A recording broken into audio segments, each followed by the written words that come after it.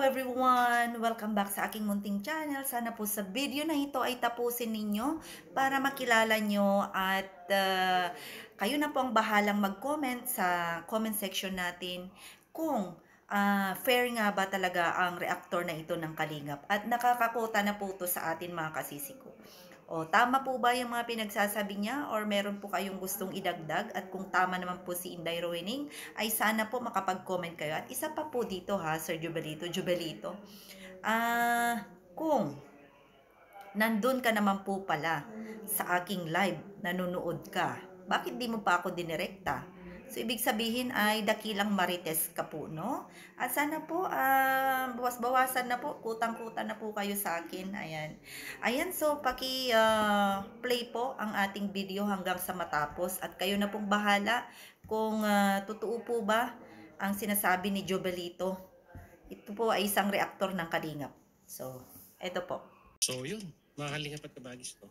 Napakalinaw naman na di umano, base dito sa live ni Ma'am Rowinim, ay may alahas na hindi po na ibalik or sabihin na nating hindi na isama sa inventaryo ng mga bagay-bagay na i-turn over dito po kay Nanay Melanie.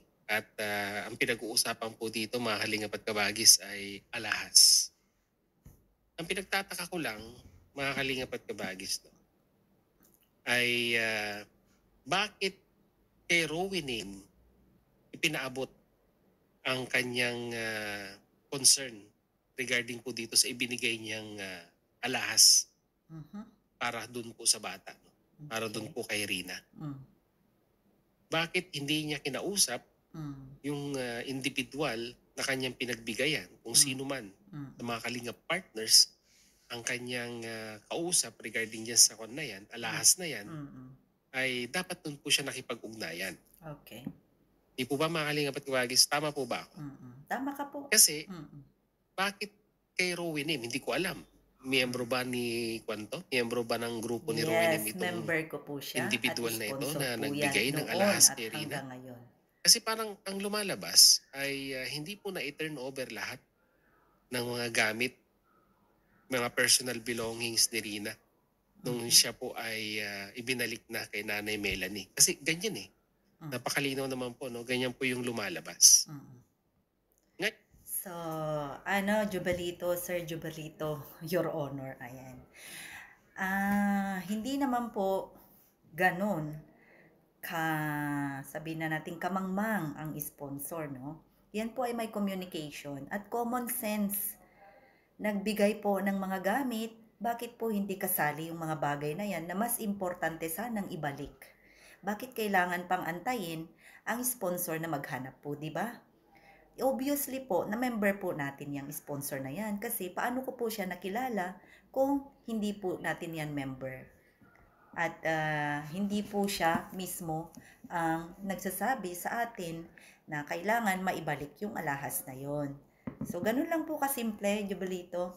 At ikaw po, member ka po ng Kalingap, no? Pwede naman po sa'yo manggaling na i-message mo si Roda. Kasi ka-member mo siya, kilala mo siya, di ba? Nasabihin mo sa kanya na para wala ng issue, ay ibalik mo na lang lahat kasi maglalabasan yan, di ba? Yun na lang po sana yung sabihin nyo. Kasi member po kayo ng Kalingap at kilala nyo po mismo si Roda.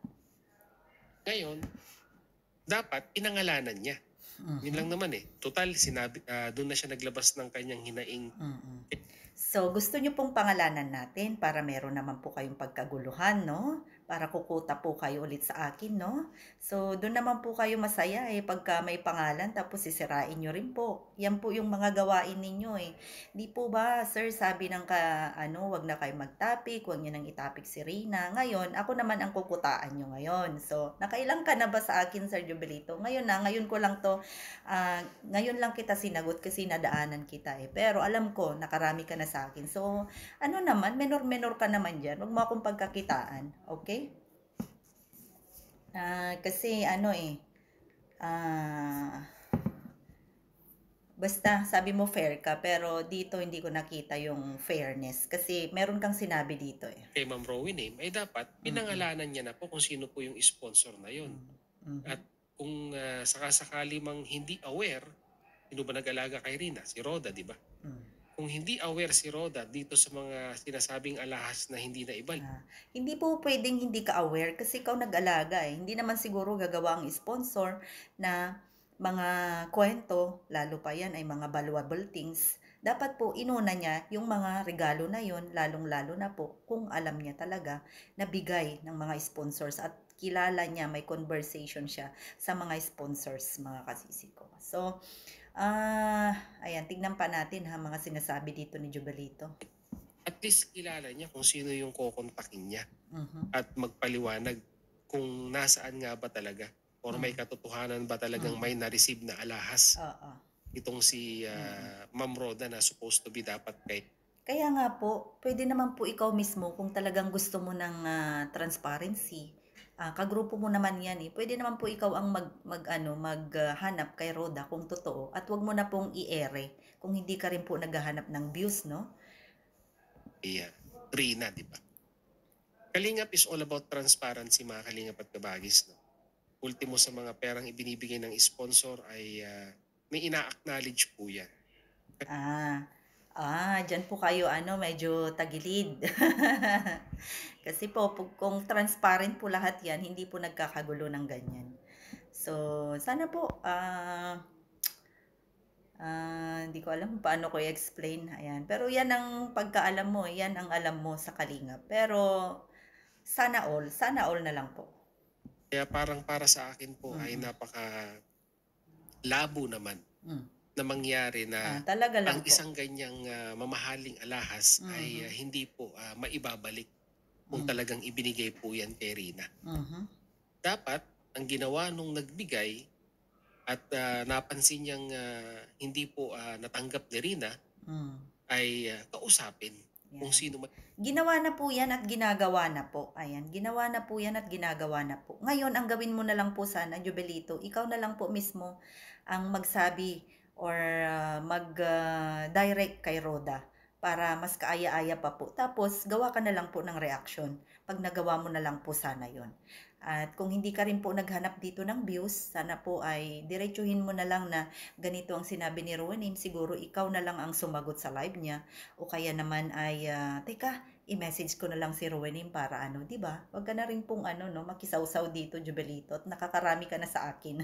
Yung pinagbigyan niya Aray ko. na Kalingap partners. Mhm. Para po malinaw, di ba? Para nandun po yung transparency, di ba? Hmm. Ikaw na nagbigay ng regalo sa Hmm. isang individual Hmm. at ito nga po nakakatuwa no? Hmm. Gusto mong bawiin yung Of regalong yun course, ay yeah. pangalanan mo kung Hmm. sino yung pinagbigyan mo, di ba? Hmm. Para at least may identity. Wala ka na po doon kung gusto po ng sponsor ang magkaroon ng privacy at karamihan naman po ng mga sponsor ay hindi po yan nagpapakilala. So, ang gawin mo na lang po, Jovelito, kung talagang concern ka po tungkol sa bawian at may transparency, ikaw na lang po dumiretso doon kay Roda o kaya diretsuhin mo si Melanie at pwede ka naman pong i-message si Melanie anytime at ganyan po talaga sa social media. So, meron pa siyang sinabi dito. At may address doon sa individual na yon Mm. na itong bagay na ito ay hindi nakarating doon sa dapat pagbigyan. Mhm. At obvious naman po, mga Kalingap at Kabagis, na Ito dito pa, po sa pakinggan live niya. streaming ni Ma'am Rowinim Mm. ay maganda ang bonding Mhm. nila Mhm. ni Nanay Mhm. Melanie. No? Which is, siguro para sa akin, ito na po yung katuldukan ng mga katanungan ng mga netizens. No? Kung Okay. sino po yung mga taong nasa likod sa pagkuha po ng bata. Wow. Diba? Kasi dito sa live streaming na ito, makikita po natin na ka-video call lang naman Okay. ng grupo Ka-video call. nila Ma'am Oo, tama Rowinim, po yan. ito pong si Nanay Melanie, which is kasama pa po sa video call or group video call, no? Mga Kalingap at Kabagis. Okay. May mali po ba sa video call, sir? Kahit ikaw ngayon mismo, pwede kang mag-video call sa kanya. So, what is the use of social media to find friends at saka for communication and conversation, no? So, ano pong problema doon? Kung may video call, kung may calls, pwede mo rin pong gawin yan anytime. Mag-friend request ka po at mag-video call ka po. Ayan. Well, anyhow, para sa akin, kung meron mang nasa likod Mhm. sa sa pagkuha sa bata. Mhm. Labas na po ang Team Kalingap diyan. Oh, labas na rin po pala, eh. So, bakit pa po ninyo, pinapahaba ang kwento, ang sitwasyon, 'di po ba? 'Di mas maganda na lang po sana na manahimik na lang kung wala naman po talaga kayong alam sa nangyayari.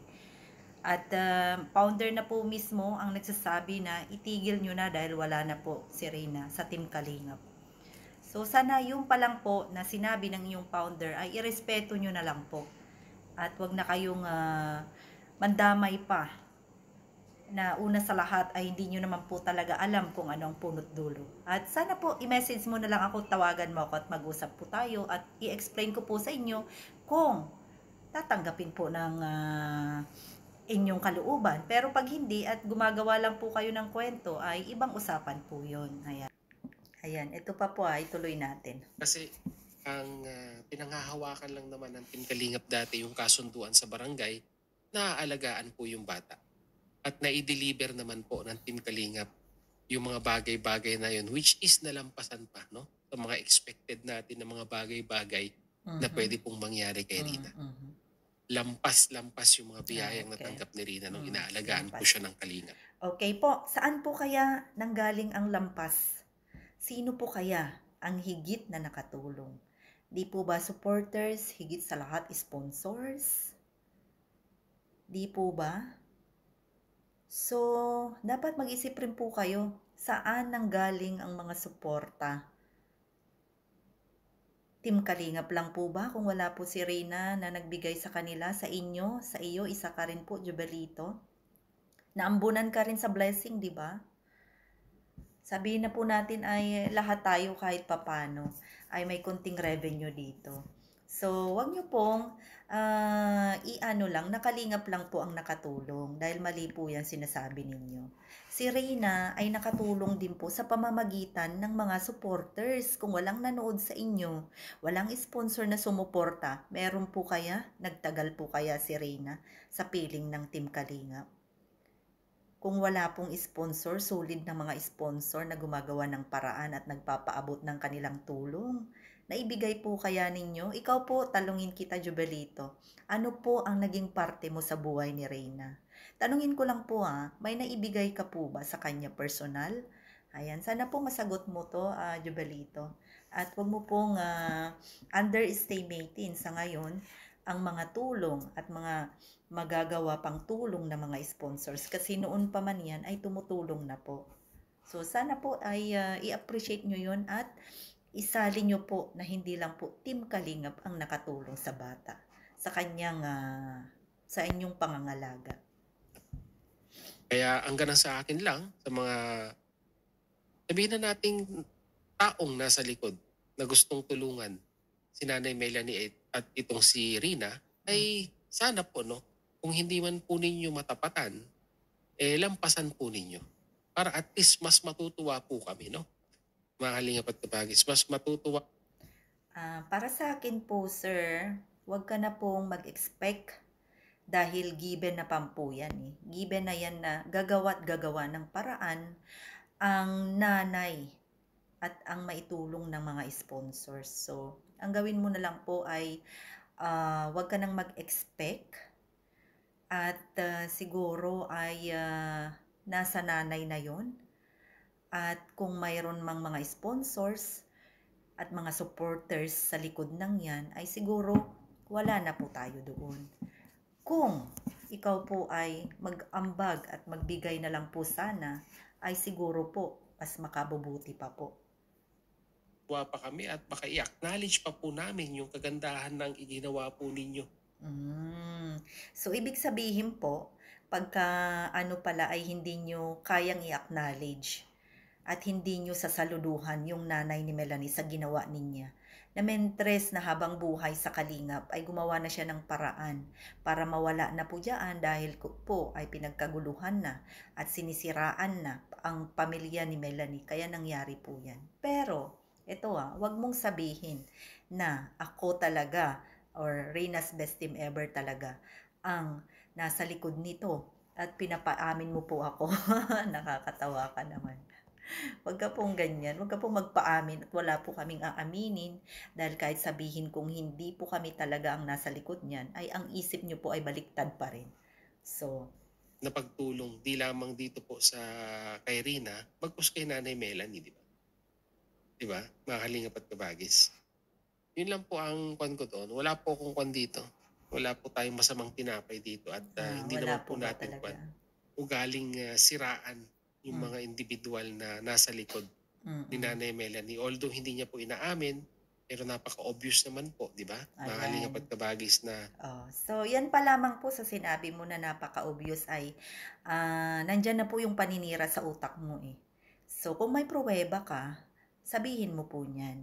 Pero as long at puwede mo naman po akong, tawagan kasi mine-message mo na po ako noon, 'di ba? Tawagan mo ako at mag-explain ako sa iyo kung hindi po sarado yung isip niyo. Pero kahit anong sabihin natin kung sarado po ang isip niyo at iyan po ang paniniwala niyo, ay wala rin po, useless po yung pagpapaliwanag, 'di po ba?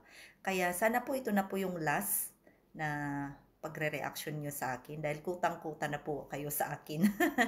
At kung meron man po kayong, gustong liwanagin ay, tawagan niyo lang po ako at message niyo ako ulit. At siguro pagdating diyan sa alahas ay, yung sinabi niyo po ay nangyayari at nagkakaroon po ng pag-uusap.